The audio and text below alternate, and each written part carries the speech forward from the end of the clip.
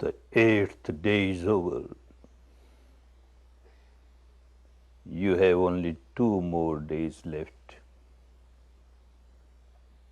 Out of these 2, only 1 day to work seriously. Even 1 day is good enough if one really works seriously, works exactly as the technique wants you to work. You get so much benefits. Another important thing, keep on understanding the technique properly, so that even going back home, you will make use of this technique properly, you will practice properly, you will apply it in life properly. Otherwise, even if you work hard and work seriously and you don't work properly, the benefits that you should get by this technique, you will be missing. Keep on understanding 2 important aspects of the technique. Both are equally important. Awareness and equanimity, they go together. Like 2 wings of a bird, they must be equal in size and equal in strength. Otherwise, the bird cannot fly.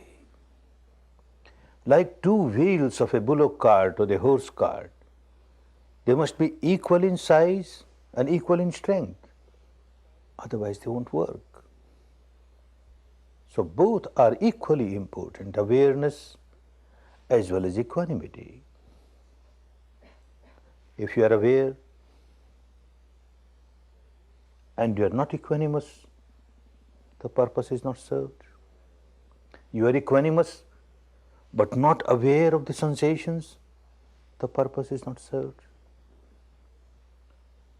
If you are aware of realities outside, gross apparent reality, it is good, but this is not vipassana. Even the gross reality pertaining to your physical structure, your mental structure, physical structure, all the activities of the body, you are aware.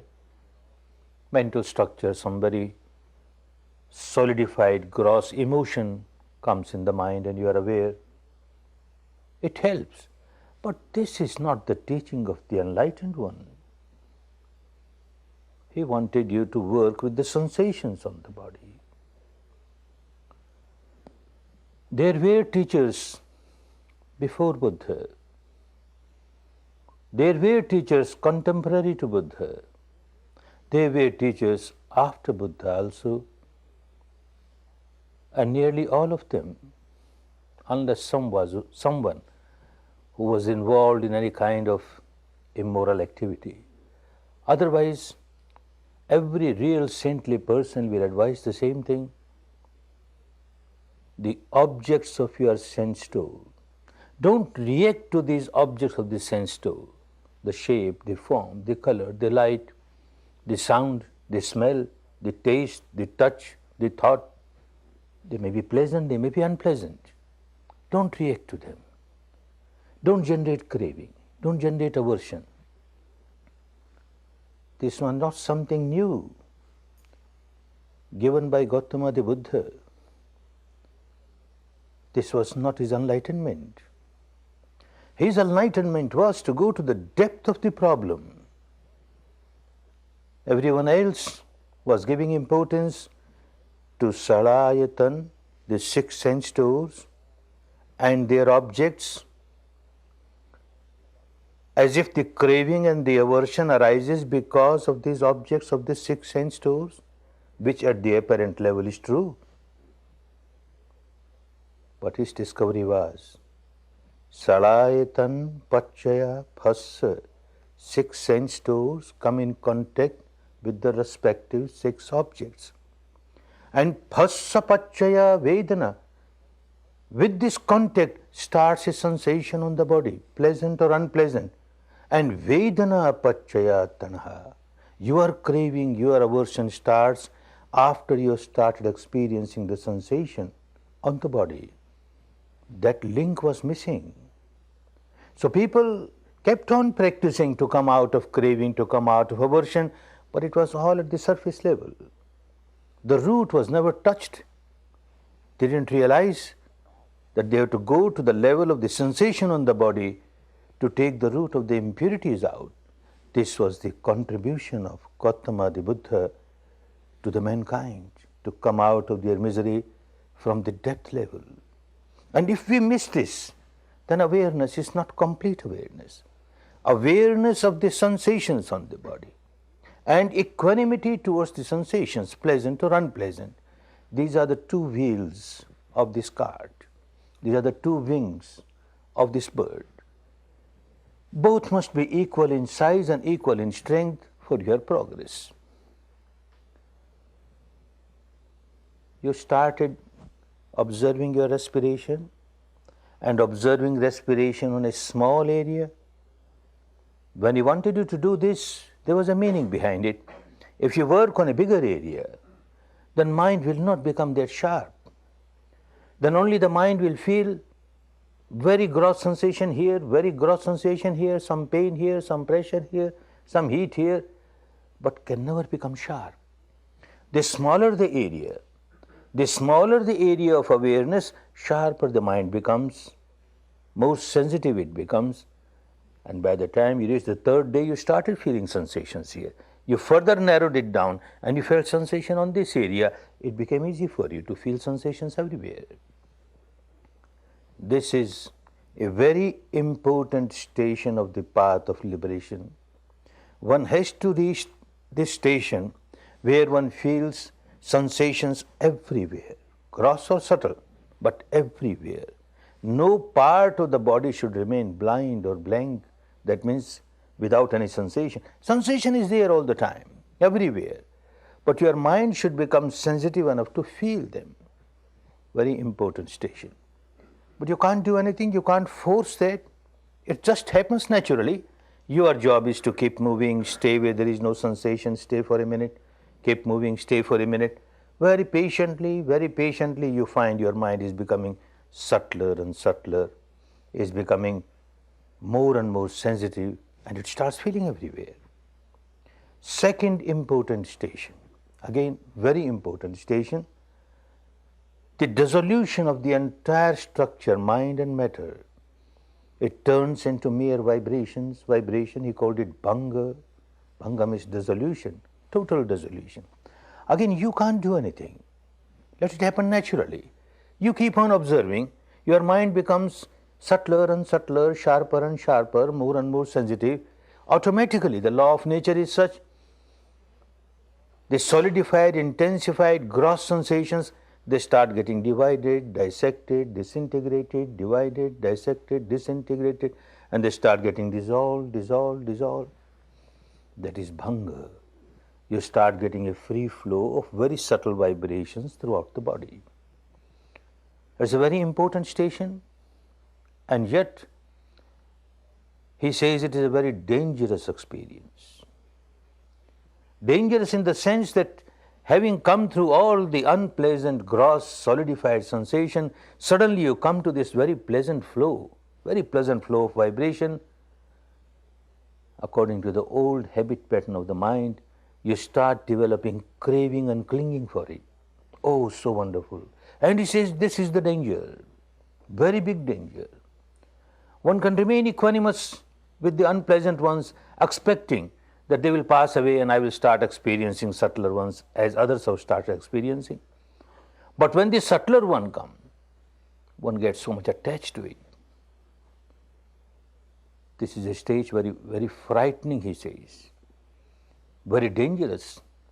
One has to be very cautious not to develop any attachment to this pleasant sensation, otherwise the progress will stop, and not only progress will stop, regress will start, because you will start generating now craving, clinging, and whenever you miss, and this pleasant sensation, flow of subtle vibration is not eternal. It comes, it goes away. Again some very deep-rooted sankhara which otherwise would not have come on the surface because you started feeling a free flow of subtle vibration, because you reached the stage of total dissolution, then only very deep-rooted sankhara will come on the surface, which might be of the type, a very gross nature, and you start feeling again gross sensations, unpleasant sensations, and you feel so depressed. You start feeling, I am regressing, I had such a wonderful sensation, and now look, it's missing, and now I'm again with this unpleasant sensation. You have not understood Dhamma properly.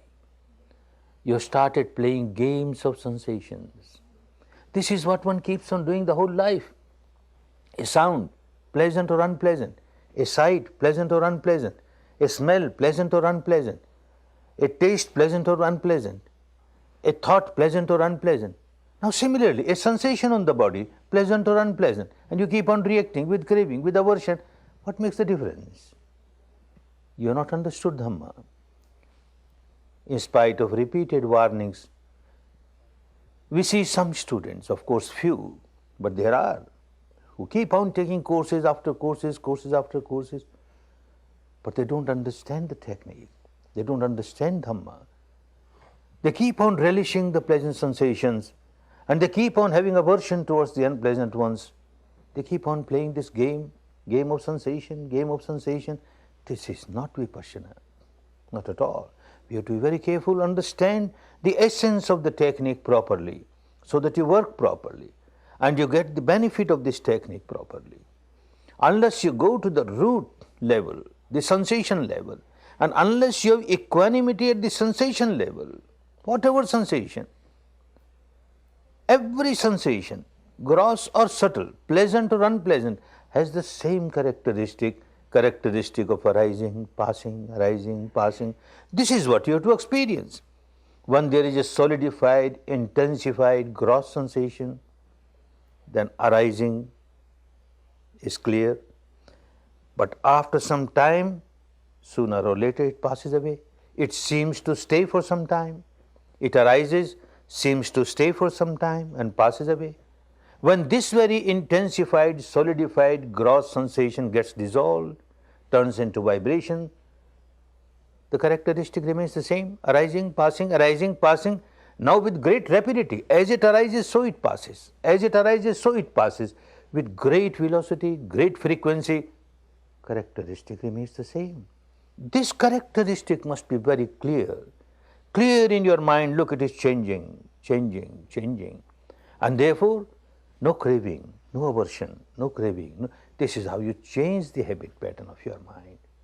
Otherwise, deep inside, this process of multiplication, sankhara after sankhara, every moment you generate some sankhara or the other. Because sensations are there every moment, so long as one is alive, every moment there is some sensation or the other. And the deepest level of the mind is constantly in touch with these sensations. Whether you are asleep or you are awakened, 24 hours it is in contact with the body sensations. Like you are in deep sleep, when you say in deep sleep, it is only your conscious mind which has gone in deep sleep. The so-called unconscious is always conscious of the body sensations, always conscious. A mosquito has come and bitten, the unconscious, the so-called unconscious immediately feels unpleasant sensation, drives away the mosquito, kills the mosquito. Still unpleasant sensation is there, will scratch and rub. And like this whole night, mosquitoes will come, bite, and you won't know, your conscious mind won't know.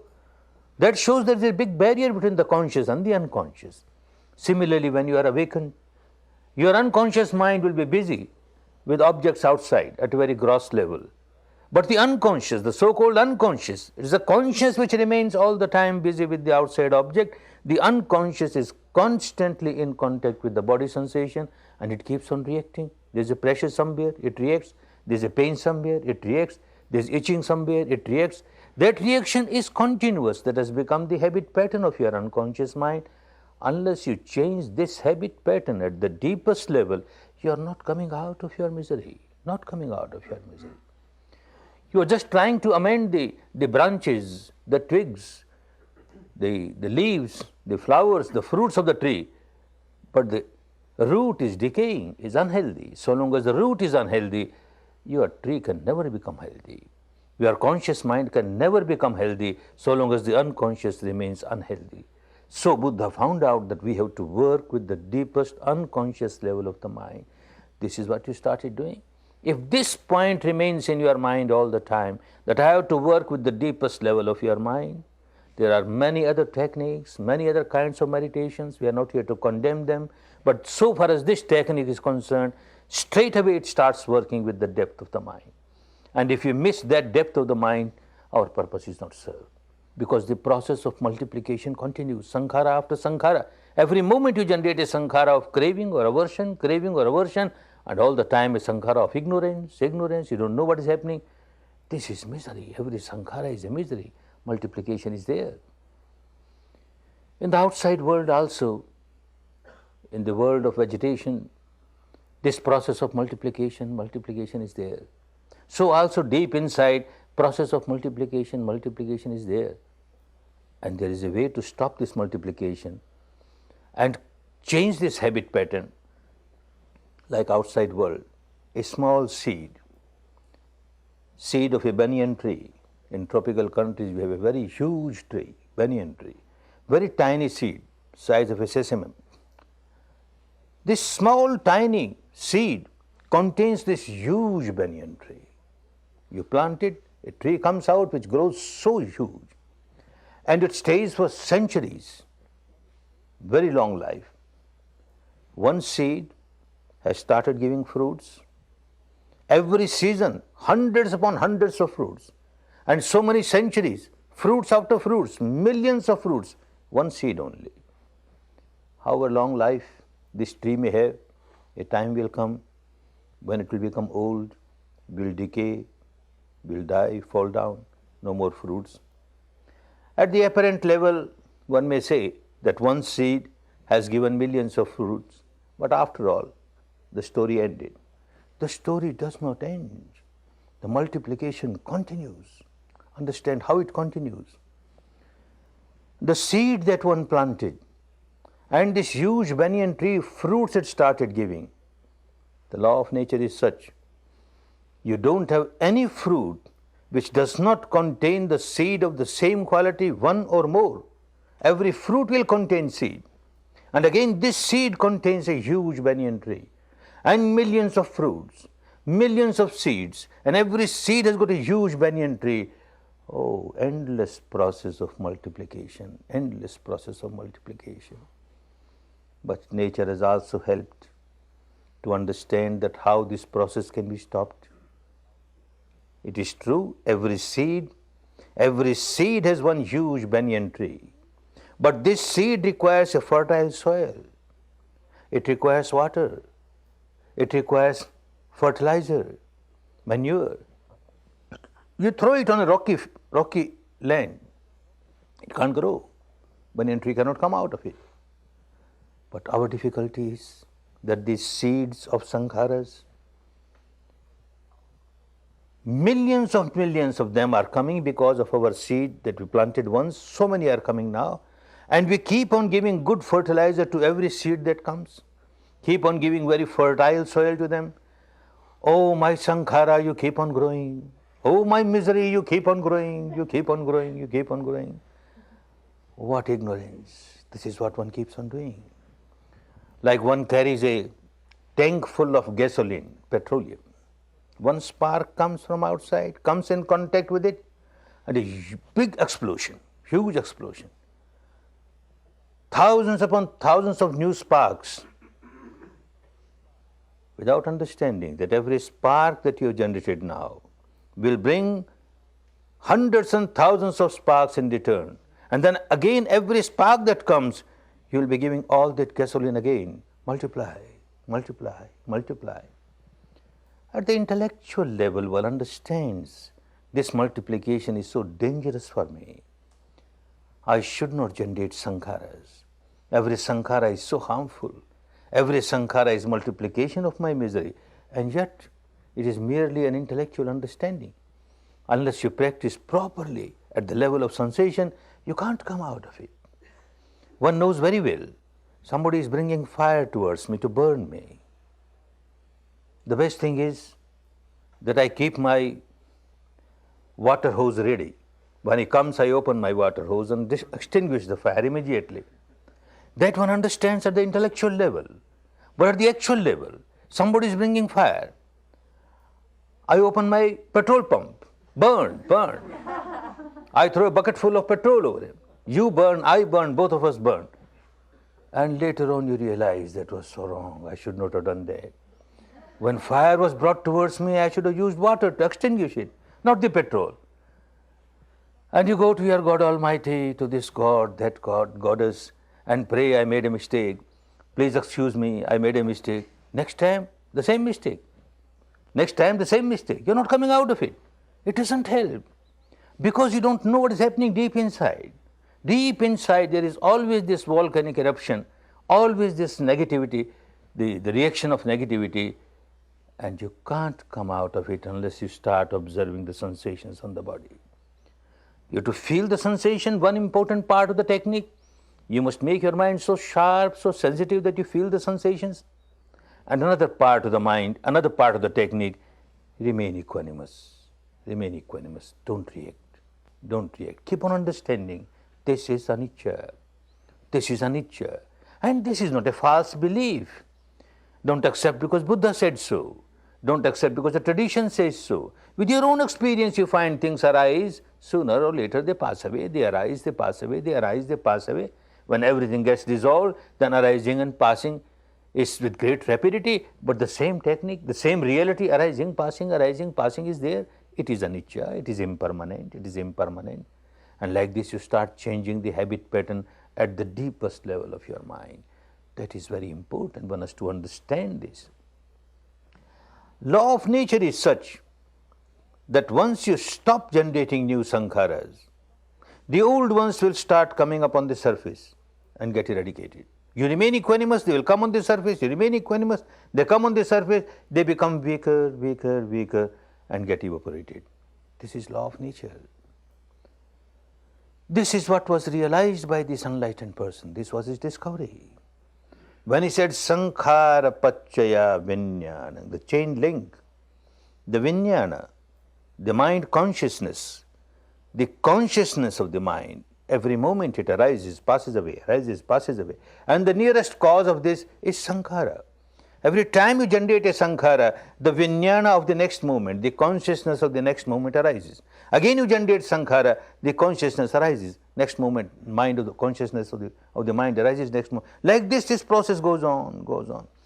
At the end of the life, very strong sankhara will raise its head and give a strong push, and sankhara and the vijnana arises in another body, and it continues, continues, continues. This truth was realized, how to stop it. So long as you keep on generating sankharas, this flow will continue, continue. You stop generating new sankhara, the reverse process will start automatically. An example, this flow of mind and matter, this is the flow of the life, mind and matter. For the life of the matter, for the flow of the matter, you have to give some material food. With the help of this material food, it continues, continues, continues. So also for the flow of the mind, a mental food has to be given, the sankhara has to be given, then only it continues, continues, continues. Say one day you have not taken any food, you have fasted. You have fasted, and yet the flow of life continues. You decide 2 days fasting, it continues, 5 days, 10 days. One has fasted for 1 month, 2 months. Ultimately, the body dies because the food, you stop giving food for so long. You stop giving food for so long, then why it took so many months to die? Because the old stock was there. Whatever accumulated you have, fats, etc., it started consuming that. When that was also consumed, there was no more food, it died. The same principle for the flow of mind. You keep on giving sankhara. For the food of the body, if you give even once in 24 hours, it is good enough to sustain it. But for the flow of mind, every moment a food must be given. The feeding must go every moment, every moment. And by this technique you learn, you don't give a food. This moment you are not given a food. You just experienced and you smiled, anicca, anicca. Neither craving, nor aversion, nor ignorance. You are just aware. and not reacting, no sankhara. Still, the mind flow has not stopped. Next moment again you are not given any sankhara. Next moment again you are not given any sankhara, and yet it continues, same principle. How it continues? With your old stock of sankharas. When you are not given a new sankhara for the flow of the life, old one has to come on the surface. It comes on the surface and a new vijnana arises. Again you are not given any sankhara, old one will come on the surface and new vijnana arises, and like that it flows. When all the sankharas are consumed, then you are out of it, you are liberated from all the miseries. This principle is there, but only by experience one starts understanding how the old ones come on the surface. You generated a sankhara of anger. You will find the sensations all around are very unpleasant sensation because a biochemical reaction has started. And because of this unpleasant sensation, because of this biochemical that has started flowing, again you generate anger, new sankhara you generated. Again this biochemical gets generated and there is an unpleasant sensation. And because of this unpleasant sensation, again you generate anger, and this vicious circle. This is what is multiplication of your misery continuously, sankhara after sankhara. You generated anger, and as a result of that, some biochemical reaction has started, very unpleasant sensation has started. You don't react. Again, it continues for some time, you don't react. The habit pattern starts changing. To change the habit pattern, one has to go to the depth of the sensations and don't react, and you find how it starts clearing away, clearing the stock. Like example is given, you got fuel, a heap of fuel, burning firewood, and there is fire, it is burning. As it is burning, you throw some more firewood on it. It is burning, you throw more firewood. The new firewood that you are giving to it, the fire starts consuming the new one, and the old one remains deep inside. Layers after layers, it goes increasing, and the new one comes, and the new one comes. You stop giving new fuel. The fire is consuming. Sooner or later it will consume the whole thing, and you will be out of it.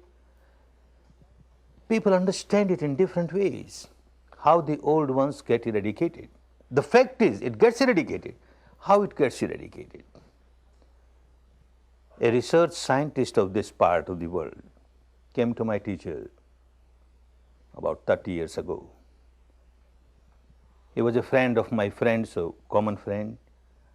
He came, he learned that in Burma there is a technique and there is a teacher who teaches you to come out of the habit pattern of negativity and live a peaceful life, harmonious life. All the accumulated defilements of the mind get eradicated by this technique. And being a scientist, he wanted to examine it, how it happens. He came. My teacher, normally a new student is not given more than 10 days course, but somehow he made a decision that this is a reserving case, gave him a longer course straight away. And 10 days anapana. He was working on that. And reaction started. So strong reaction, at times you will see that he is jumping about 6 inches from the floor while he is meditating. And my teacher keeps on smiling. One day he tells me, you go and see how he is meditating. In the cell, each individual has got a meditation cell. Through the louvers I see. And I see that he is standing on his shoulder and whole body is shaking as if he is possessed by some ghost. What's happening? I went and told my teacher, what's happening? And he smiled and he laughed. He said, let it happen. Good. It's good for him. And he carried on. And later on we came to know that he is the research scholar of skycraft. He has discovered and made continental ballistic missiles with nuclear heads. Such a person, what kind of sankhara? Creating hellfire for millions of people to die, what kind of sankhara? It has to come that way, and my teacher is smiling. Let it come. Let it come. At the end of the course, he feels so light, so happy, it's wonderful. And my teacher says, good, all that stuff came out, and you are lighter now. He says, I am lighter, this is the fact. I feel happier, this is the fact. But I can't understand that my impurities, my defilements of the mind came out of these sensations? How can I accept it? My teacher laughed, said, good, don't accept. Buddha also used to say, don't accept. Don't accept just because I say so. Don't accept because the tradition says so, the scripture says so. You keep on experimenting yourself. And when you understand with your own experience and you find that, yes, this is true and this is good, then only accept it. And he went back home. And he writes a letter after a few days that this meditation has given me so wonderful result.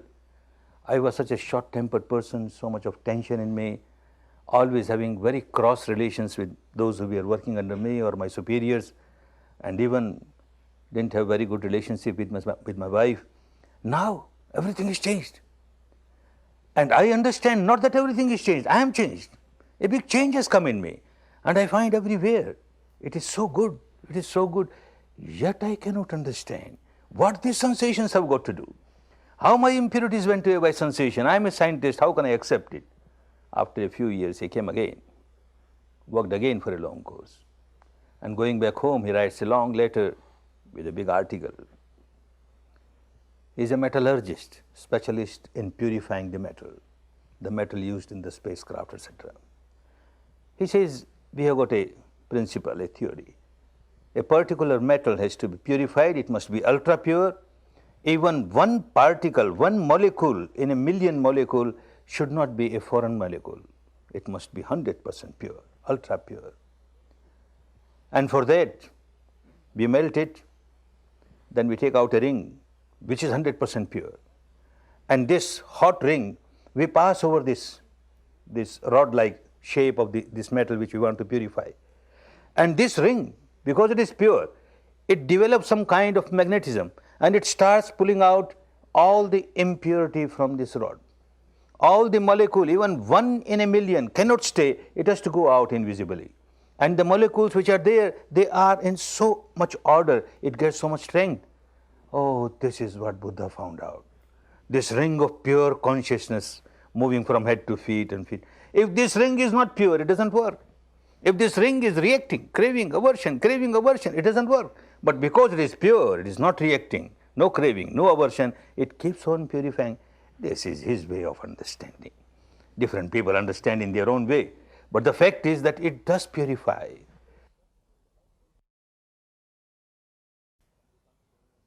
Somebody comes to me and tells me, well, there is a principle of these batteries with charged battery. We keep on charging. It gets charged. We stop charging. We do nothing. And it starts getting discharging automatically. We do nothing for discharge. We just stop charging. Oh, this is also one principle. Somebody comes and tells me, you see these toys where you have these, you twist the, you wind, you keep on winding, and then you leave it, and the toy will dance something, and then it unwind it automatically. For unwinding, you do nothing. You just keep on winding. And Buddha gave one example. Like you have a rope, two ends of the rope, you keep on twisting, and suddenly leave it. It will get opened up. This is law of nature. You stop generating new sankharas, the old ones are bound to get eradicated. You keep on multiplying, you keep on generating new sankhara after new sankhara, the process of eradication cannot start.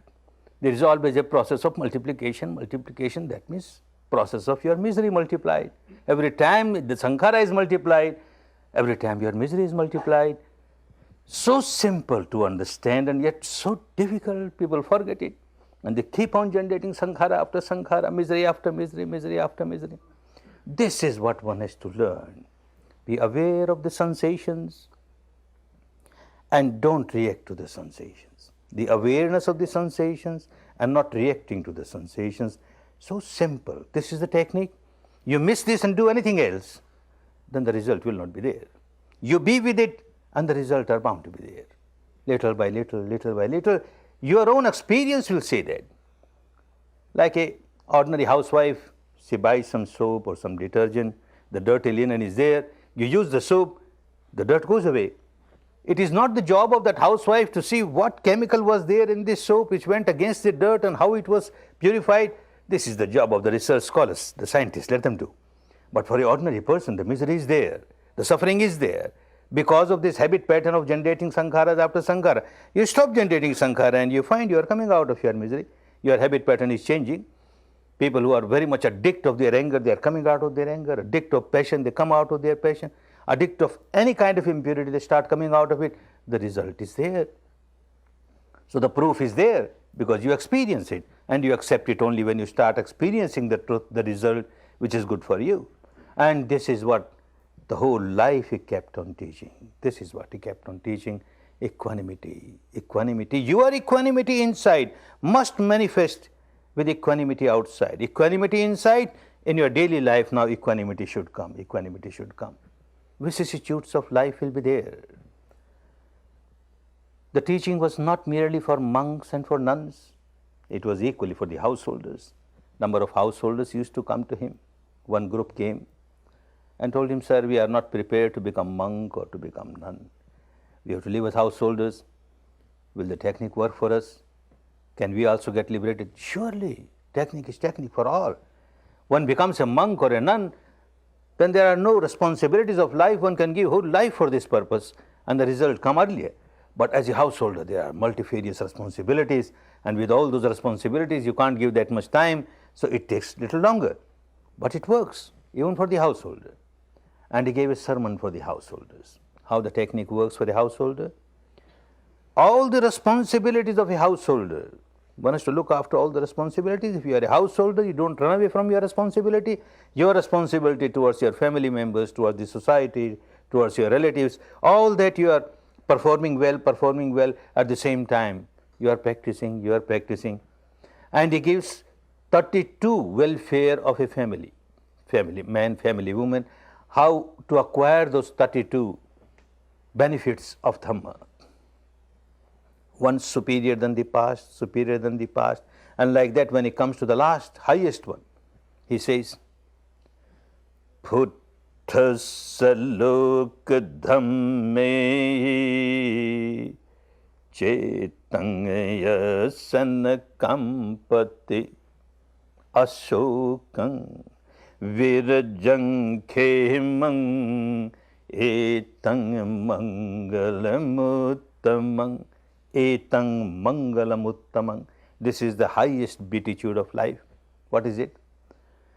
Putthasalok dhammehi. When you come in contact with the vicissitudes of life, ups and downs, and everyone has to come in contact with vicissitudes of life. Chittang yasana kampati. And your mind does not get shaken. It remains firm, balanced. Ashokam. You don't start crying. You don't generate unhappiness in your mind. Virajang. You don't generate any impurity in your mind. Khemang. You don't generate a feeling of insecurity in your mind. You always feel secured. You are on the path of Dhamma. Nothing can go wrong. This is the highest beatitude. Equanimity with all the vicissitudes of life, especially when unpleasant things are happening in the life.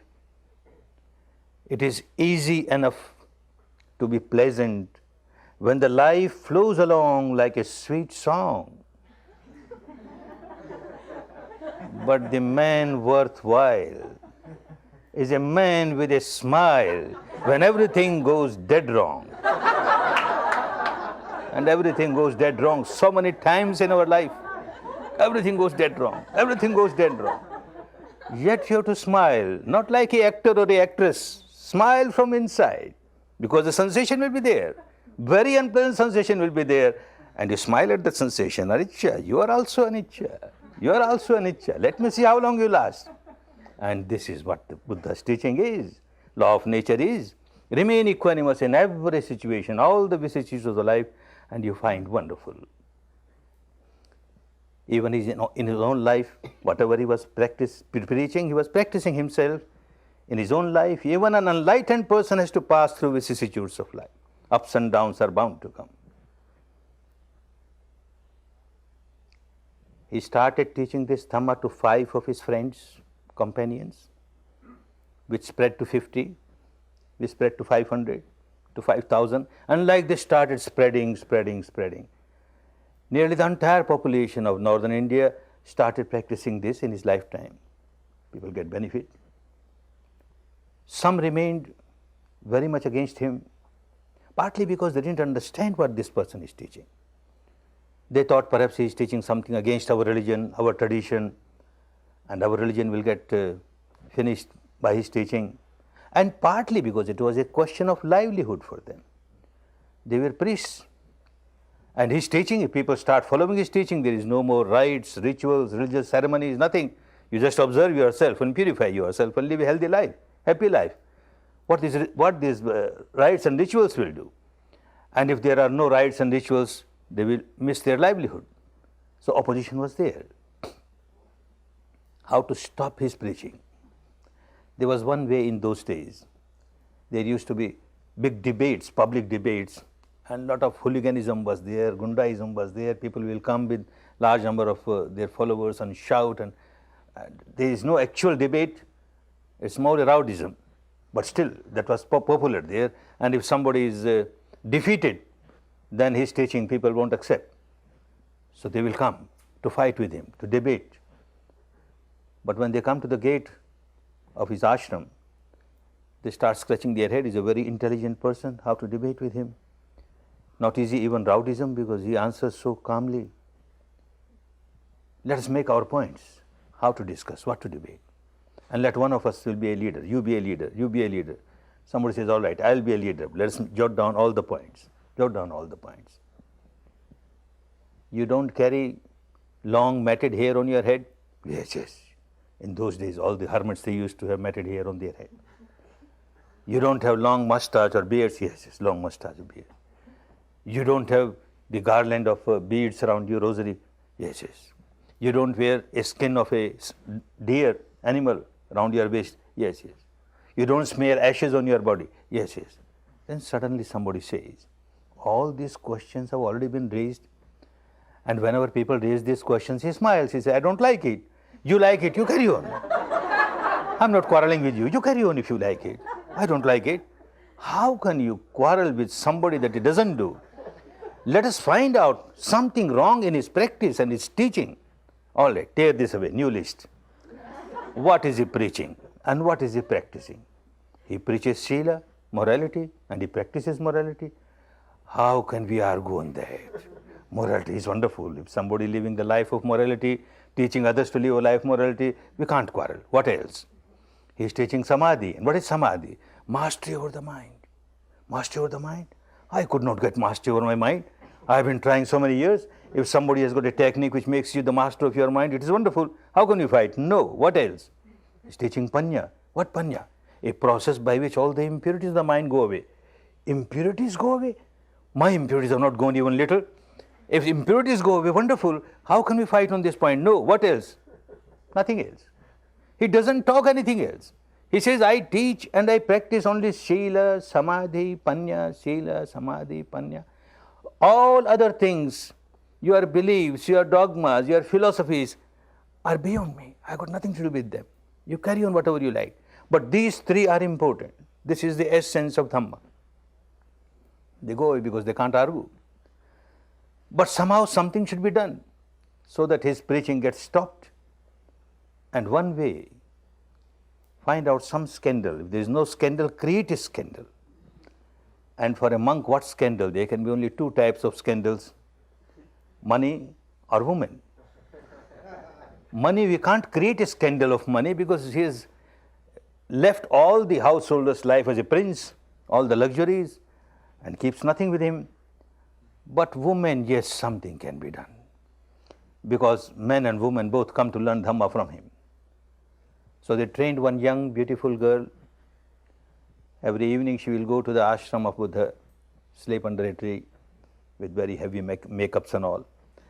And next day with open air she will go out. Oh, I had a wonderful night with Shamana Gautama. I had a wonderful night. People listen, what happened? What she's talking? 2 days, 3 days, 7 days. Then she stopped that. After about 8 months, there was a big congregation. Large number of his disciples were there. He was teaching Dhamma. The ruler of the country, King Prasenjit, was there. The commander-in-chief, the prime minister was there. Anath Pindak was there. Mother Vishakha, large number of people. And she comes. He placed a piece of wood a timber on the stomach, tied with some string and covered with her petticoat, and then came shouting and abusing. Oh, shaven head, if you have nothing for your coming child, ask these rich people, your disciples, they should do something. And everybody, nonplussed what she is talking about Buddha like this. Buddha smiles, only love, only compassion. Oh, my child, you know the truth of what you are saying. I know the truth of what you are saying. Only love, only compassion. It was very easy for him to ask the ruler, who was a great devotee, she is speaking a lie, take her head off. Her head would have been taken off, but then Buddha would not have been Buddha. Only compassion, only compassion. This vibration of compassion, and she became so nervous, the string became loose, the piece of food came down. Dhamma works.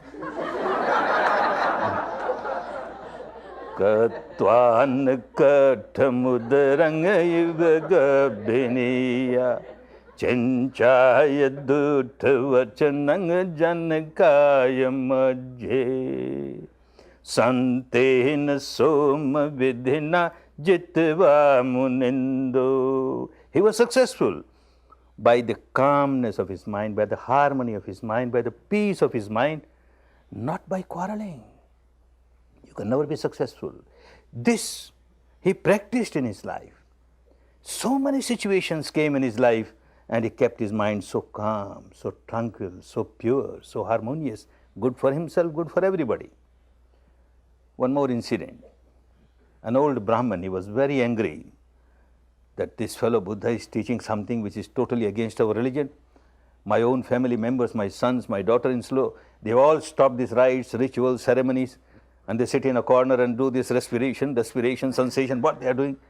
He will spoil all our religion. I must go and see that I open his skull. This is the only way to stop his teaching. And he goes there, very angry, comes nearer, abusing. Buddha says, old man, you seem to be very, very agitated. Come, sit, let us discuss your problem. He had made a decision. I won't start discussing with him because he is a very clever person. The moment I start discussing with him, my anger will go away. If my anger goes away, I can't open his skull. I must carry on with my anger. And he keeps coming nearer, abusing. Buddha says, old man, just answer one question. Don't you get some visitors at your house? Yes. So many visitors come to my house. What are you going to do? Tell me, some visitors might be bringing some present for you. Yes, some visitors do bring present. What are you going to do? A visitor brings a present to you and say you don't accept this present. What happens? The present remains with him who has brought the present. Same thing I want to tell you, old man. You came like a visitor to my place. You brought all these presents of your abuses. I have not accepted them. They are with you. Your property, not my property. The old man was a very intelligent person. Only the small veil, curtain of ignorance which did not allow him to understand the truth. This curtain got broken and he started understanding. How is it? The whole life, people bring presents to us. Present of one abuse. In return, we give 10 presents. He brings 10 presents, we give 100 presents. This exchange of presents, you be unhappy, I be unhappy. Gautama, Buddha, how you learned this technique where you don't accept any present? Sit, old man, sit. Close your eyes. Observe respiration. Observe sensation. You must observe yourself. Unless you observe yourself, you can't come out of this problem. This is a big problem for everybody. This Bharadwaja, practicing, became an arahant, fully enlightened person, and whole life kept on serving people. The whole technique is such that unless you learn equanimity at the depth of the mind where sensations are there, you can't expect the results. And when you work it that way, sensations are there and your equanimous sensation, anything happening outside will bring a sensation in the body. Pleasant or unpleasant, anything that happens outside will bring a sensation in the body. And if you are equanimous with that sensation, then whatever decision you make is a healthy decision. Whatever action you take is a healthy action. It is not that this technique will make you inactive, it will make you very active. Not that I am a Vipassana meditator now, like a vegetable, let anybody come and cut me, I don't care. No, no. Full of life, active life. The life of reaction will go away. And reaction is always full of negativity, full of misery. Now action will be positive, good for you, good for others. This change will come. And many a times you will have to take very strong action, vocal, physical, very strong action. But deep inside, the mind will be full of love, full of compassion. Wherever strong action is necessary, one has to take. Like an example, a child is running towards fire or towards a poisonous snake. For the child, this is some toy to play. You can't allow. You use all your force and keep the child away. The child will be crying, the child won't like it, but you have to keep the child away. There is no anger towards the child. There is only compassion. There is only goodwill. You want to help the child, but you have to use the strength. Like a very strong person, an aggressor, is harming a weak person, an aggressed person. And you say, I am a Vipassana meditator, I don't care. They suffer for their own karmas. No, Dhamma won't teach you that. You will take very strong action. You will stop this aggressor from taking this wrong action. If you are not a Vipassana meditator, then also you would have taken such an action, very strong action against the aggressor. But then you would have very much compassion towards the aggressed, the weaker one, and very much anger towards the aggressor. Now it is different. You have got compassion for the one who is weak, but you have got more compassion for the one who is the aggressor. Ignorant person, he does not know what he is doing. He is not only harming this weak person, he is harming himself also. He is generating so much of negativity, so much of ill will, and that goes against him. He doesn't understand. And he is so ignorant. He doesn't understand the soft language. We have to use hard language. This is what he understands. This is the only language he understands. You have to take hard action, very strong hard action, but full of love, full of compassion. First you have to examine yourself. Whenever you have to take hard action, you have to examine yourself that these are the sensations. Because of the situation outside, these are the sensations, and I am not reacting to sensation. And this very person against whom I am going to take hard action, I have got compassion, nothing but compassion, nothing but compassion. Then yes, the technique has started working for you.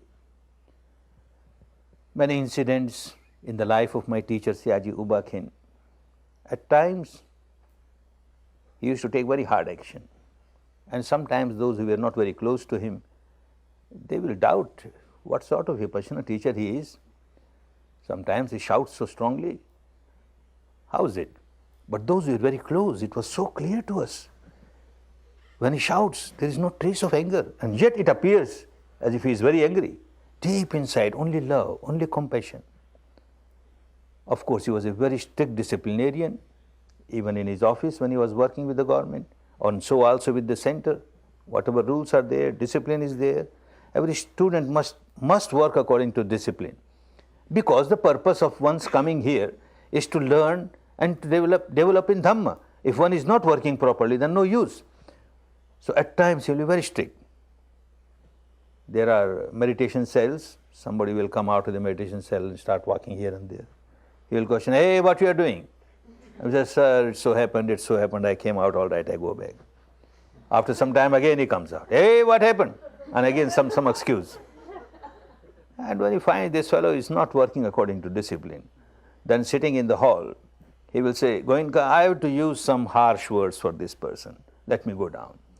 And the cells are just about 5 or 6 steps below, and he goes there, knocks the door, and he shouts. And this is the shout of a great Vipassana master. This is like an earthquake. The whole Vipassana center starts like trembling, shouts, and then comes up those 4 or 5 steps, smiling and laughing. Goenka, I have shouted on this fellow. I have shouted. What kind of shout is this? So much of love, so much of compassion. So in life, many times one has to take hard decisions because the person does not understand any other language, hard decisions, but always love, always compassion, always goodwill. If there is even a trace of ill will, you have started harming yourself. How can you help others? If you can't help yourself, you can't help anybody. First, you have to help yourself. Be strong to help a weak person. If you are lame, you can't support another lame person.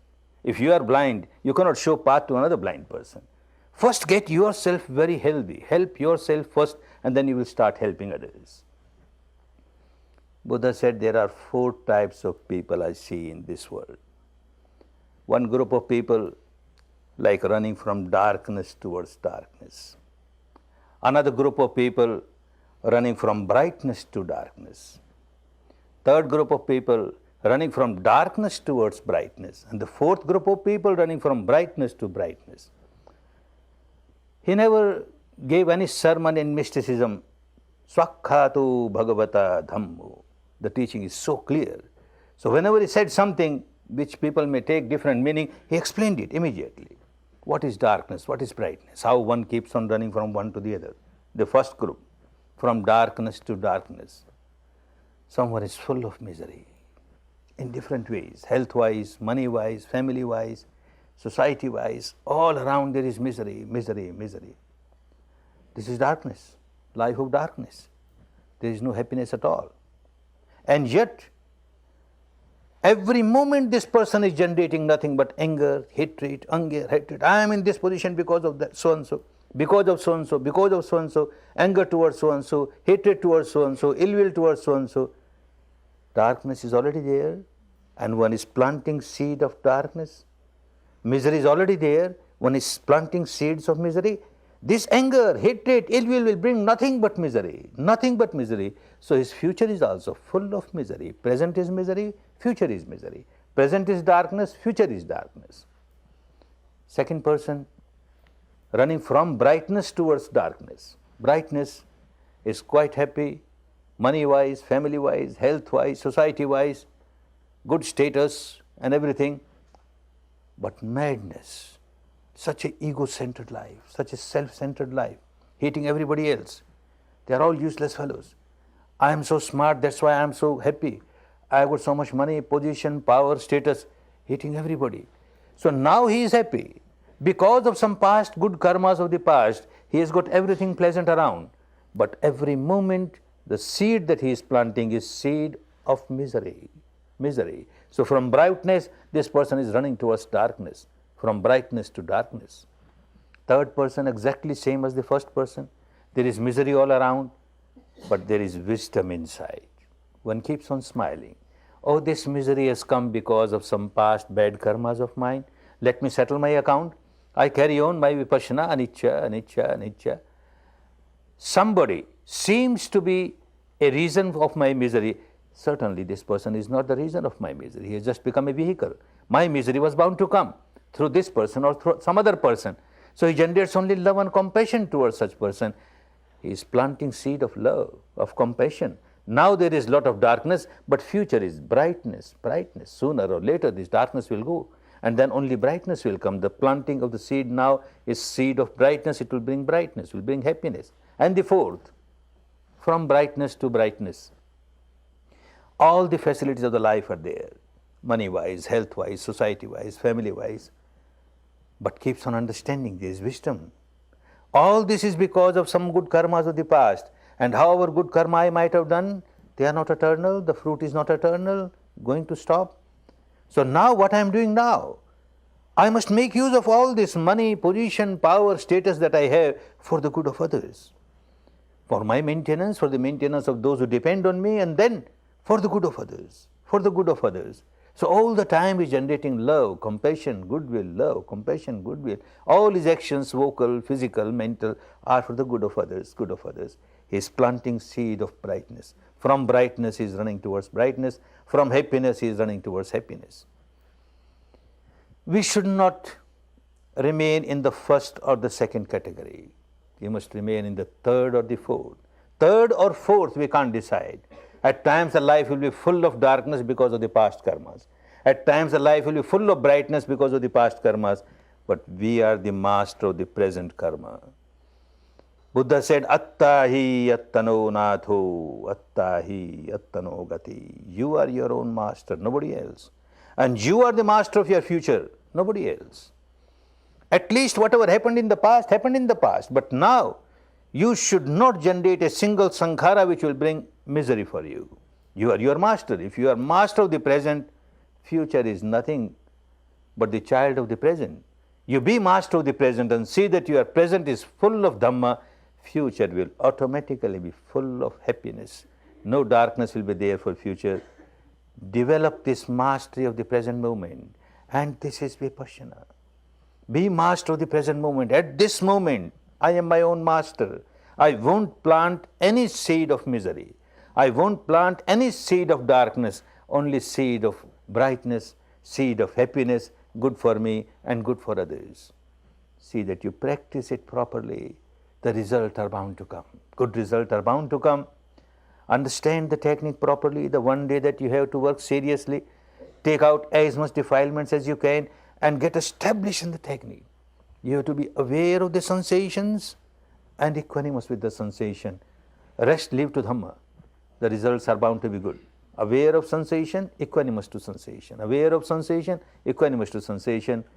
Keep growing in Dhamma. Keep growing in Dhamma. Dhamma is so great, so wonderful. May you all get the best fruits of Dhamma. May you all enjoy real happiness, real peace, real harmony, real harmony. Bhavat Sarva Mangalam Bhavat Sarva Mangalam Bhavat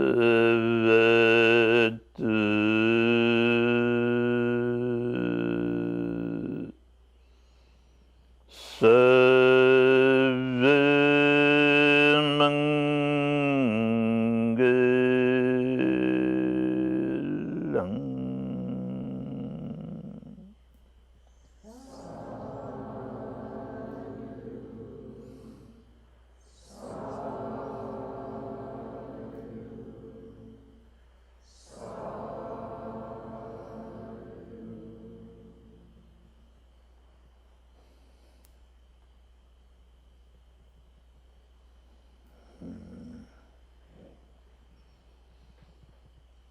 Good. You may take rest for about 5 minutes and then meditate further. Take rest for about 5 minutes.